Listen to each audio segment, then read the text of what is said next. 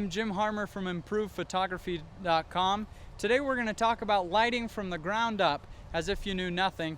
Right now we're in a situation that photographers shoot in all the time. This is Haley, our model, and you can see that the light is really hard on her.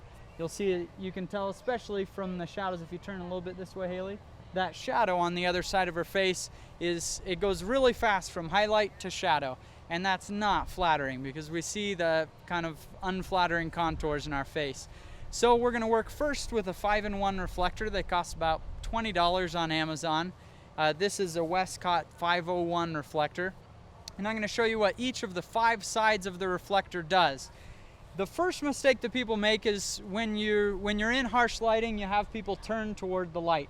And if I do that, Haley gets squinty and the light is very flat on her face. And that's not what we want. So we're gonna have Haley stand to this side with her back to the sun, and we'll see how that goes. Okay, this is Haley without any reflector. The lighting at least looks even. We don't have harsh shadows like we did, and so we get a shot like this. Now, not bad. We have a nice hair light on the back of her, showing her hair popping out from the background, and the lighting's at least front, but as you can see on this photo, her whole face looks a little bit muddy and dark. So one fix is to use your exposure compensation and go to +1. And by doing that, Haley's face looks brightened up and the background's a little bit overexposed, but that's all right, it looks kind of clean. But a different way to fix it is to use your 5-in-1 reflector. So this time we'll try the gold side, and you can see no reflector at all, and the gold side on Haley's face. You can see it adds a lot of light. It just makes her face pop out a little bit more. Looks much nicer than having no reflector at all. So that's good, but the gold side of the reflector often gives a really unnatural look. Usually this is only good if it's a sunset shot or something like that. We want really warm light. Usually it's too much. In this situation it's actually not too bad, but usually it's too much. So often what you'll use, 99% of the time outside, is the white side of the reflector. And as we hold that up to Haley, you'll see her face looks perfect. It's really soft light, it's brightened up, and it's directional coming from the side. Here's without, and here's with it. You'll notice how close I'm holding it. It might seem unnatural if you've never used a reflector to hold it that close to the model. In fact, what I'll do a lot of times, if you'll hold this, Haley, just like that, I'll go ahead and shoot the model while she's holding the reflector. And now take the reflector down, hey? We'll do that one more time with the reflector. Go up real close and without it. You can see that the white really adds the best.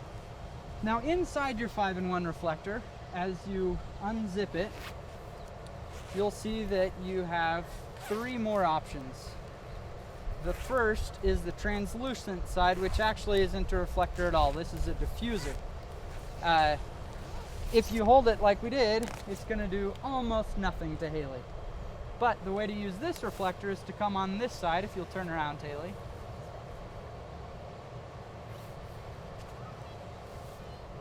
If we look at Haley's face first, we have hard shadows on this side, and then we hold up the diffuser panel and it looks much, much cleaner.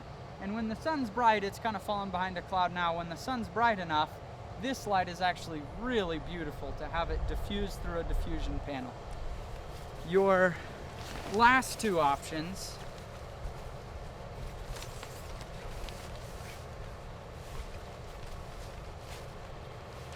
I won't even zip these on all the way, but your last 2 options are the silver side and the black side.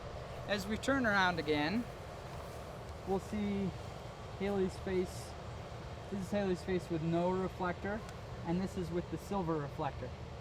It's too much. When there's bright sunlight, this is way too much. It's useful for the studio or on a very dim lighting situation, but that's usually too much. It throws unnatural shadows.